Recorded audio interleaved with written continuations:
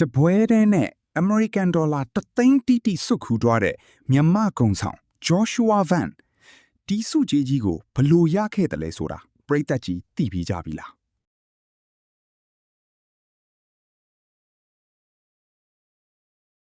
ဒီကနေ့ကျင်းပပြီးစီးခဲ့တဲ့ UFC 328ပြိုင်ပွဲကြီးမှာချင်းတိုင်းရင်းသားလေး Joshua Van ဟာပရိသတ်တွေရင်တမမနဲ့ကြည့်ခဲ့ရလောက်တဲ့အကောင်းဆုံးပွဲစဉ်ကိုဖန်တီးပြခဲ့လို့ပရိသတ်အကြိုက်ဆုံး Fight of the Night ဘောနက်စုကြီးကိုစုခူးသွားခဲ့တာပါ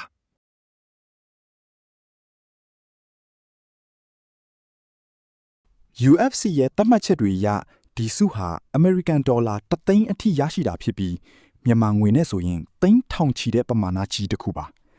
ကမ္ဘာအကောင်ဆုံး Flyweight Fighter တွေကြားမှာလက်စွမ်းပြနေတဲ့ Joshua Van ဟာ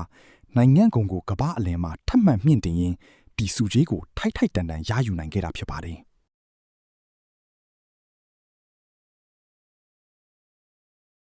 မြန်မာပြည်ပွားသားကောင်းရတနာလေးဒီထက်မကအောင်မြင်မှုတွေနဲ့အတူစုကြီးတွေအများကြီးထပ်မံစုခူးနိုင်ပါစေလို့ဝိုင်းဝန်းဂုဏ်ပြုပေးကြပါဦး